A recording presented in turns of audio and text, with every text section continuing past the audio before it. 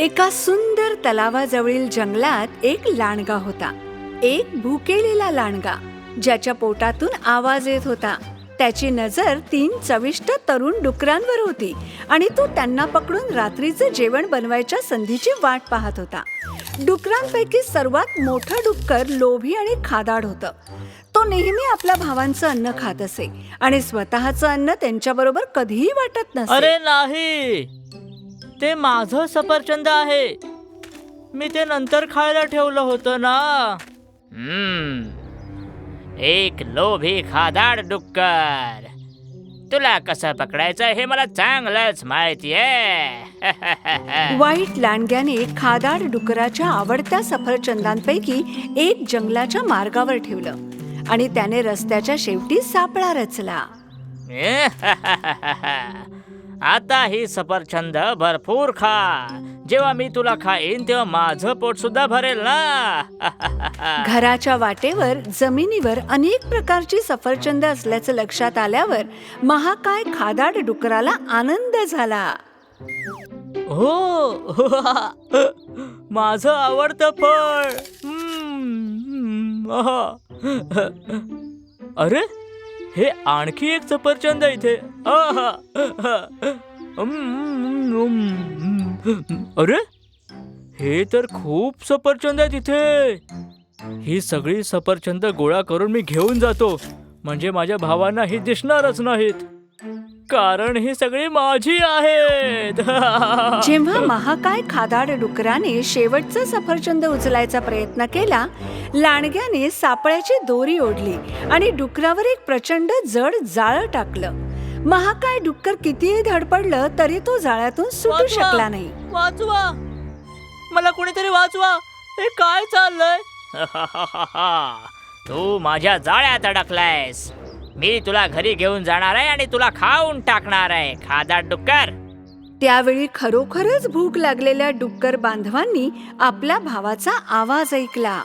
वाचवा, मला जाऊ द्या, कोणीतरी वाचवा.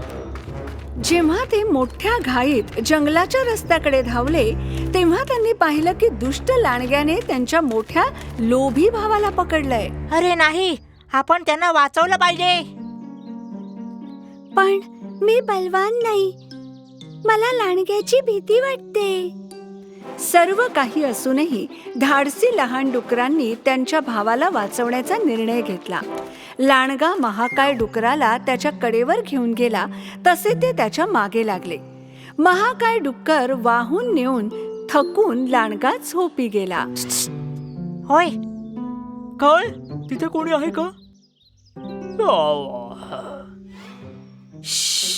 शांत राहा, आम्ही तुला वाचवायला आलो. डुक्कर बंधूंनी आपल्या भावाला वाचवण्यासाठी लांडग्याला ढकलायचा प्रयत्न केला, परंतु ते करू शकले नाही. जर तू तुझ्या पिशवीत लपवलेले सफरचंद आम्हाला दिलेस तर आम्ही आमची शक्ती गोळा करू आणि तुला वाचवू. नाही, ते माझे आहेत. मी इथून बाहेर पडलो तर ते सगळे मीच खाणार आहे. हा डुक्कर किती आवाज करतोय. याच्यामुळे मी स्वप्न सुद्धा बघू शकत नाहीये. मी एक एक करून या सगळ्या डुकरांना खाऊन टाकेन. ठीक आहे, मग आम्ही निघतो. तू इथे लांडग्यांबरोबर राहा. महाकाय डुकराची अखेर खात्री पटली. थांबा, ठीक आहे, हे घ्या.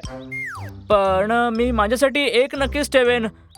बरं, ठीक आहे, सगळेच घ्या. दोघांनी महाकाय खादाड डुकराने दिलेले अन्न खाल्ले आणि शेवटी लांडग्याला बाजूला ढकलण्यात ते यशस्वी झाले. तिन्ही डुक्कर बांधवांनी मिळून महाकाय डुकराला जाळ्यातून सोडवलं, मोठ्या कष्टाने. मग ते पटकन घरी परतले. जेव्हा दुष्ट लांडगा जागा झाला तेव्हा डुक्कर पळून गेल्याचा त्याला खूप राग आला. माझं अन्न कुणीच चोरू शकणार नाही. महाकाय खादाड डुकराला समजलं की इतर लोकांचं अन्न चोरणं म्हणजे खरोखर लोभ आहे आणि त्या दिवसापासून तो आपले सर्व आवडते अन्न आपल्या भावांसह वाटण्यास तयार झाला. त्यात आनंदी होता, विशेषतः ते सुंदर रंगबिरंगी सफरचंद.